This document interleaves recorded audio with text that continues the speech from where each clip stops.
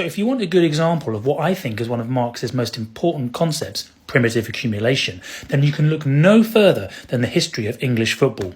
Let me explain. And if you're new here, my name is Ollie. I'm a professor of human geography and Marxist critique in general, and I'm doing a series about football and Marxism, of which this is part 2. So primitive accumulation is one of the key drivers of capitalism's growth. What it entails is any new things, ideas, motifs, aesthetics, and it commodifies them. It turns them into a capitalist product.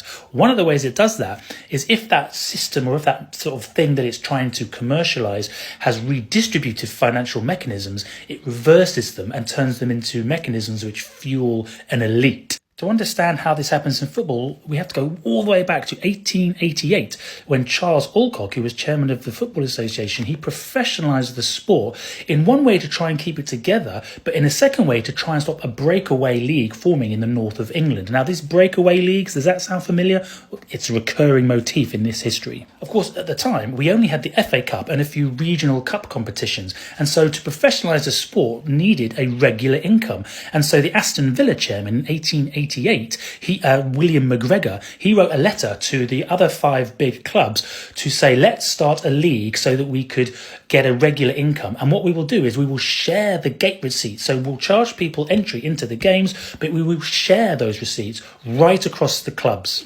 So on the 8th of September in 1888, the first ever professional football league in the world was started. Now, it took a bit of toing and froing and agreements between clubs, and it wasn't until 1919 that it was finally agreed that 20% of all of the football club's income will be pooled together and shared among the 92 clubs all over the country. Now, that stayed in place right the way until 1983, when things really started to unravel. Now, bearing in mind, the country is under the influence of massive, rampant, neoliberal Thatcherite government when they try to deregulate everything, and there's loads of money swirling around in private coffers. And so the big 5 at the time, Arsenal, Tottenham, Manchester United, Liverpool and Everton, believe it or not, right, they threatened yet again to break away, take some of this money and create a brand new league. Now, a big mover and shaker here was a guy called Martin Edwards. Now, he was the chairman of Manchester United at the time, but he was also in charge of a meat manufacturing company. His family owned this massive dynasty, but it was failing because of deindustrialization, because of the wider issues of, globalization. A lot of people who were putting money into football were doing so because they were losing money hand over fist in what were their previous industries.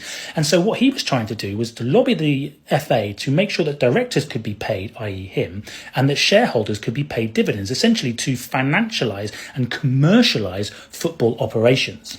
And indeed, in 1985, he famously said that the smaller clubs are bleeding the game dry. They need to be put to sleep. I mean, what a cut.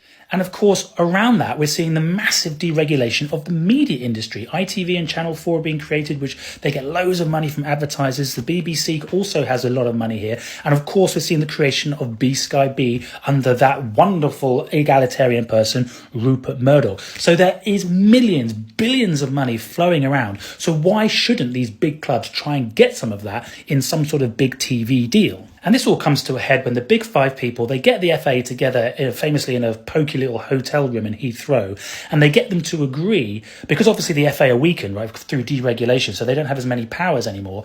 And so they get them to agree to say that they scrap the 20% rule for all clubs, and they say that 50% of all income in gate receipts, but also the millions of TV money, half of that goes to the first division clubs, 25% to the second division, and everyone else just fights for the rest. So it creates a brand new deal, which is very, very top heavy. And then fast forward to 1992, the money is even more. Deregulation and globalization has meant there's far more money flowing around, particularly through Rupert Murdoch and his massive news corporation. And so they strike a deal, the big clubs strike a deal with Rupert Murdoch to create the Premier League in 1992, a brand new product. And interestingly, Alan Sugar, who was chairman of Tottenham at the time, also owned Amstrad, and they made the set-top boxes for Sky TV. The rest, as they say, is history, although it's a very fascinating history and has a lot of parallels with the kinds of things we see in gentrification, and Italia 90 has a big part to play.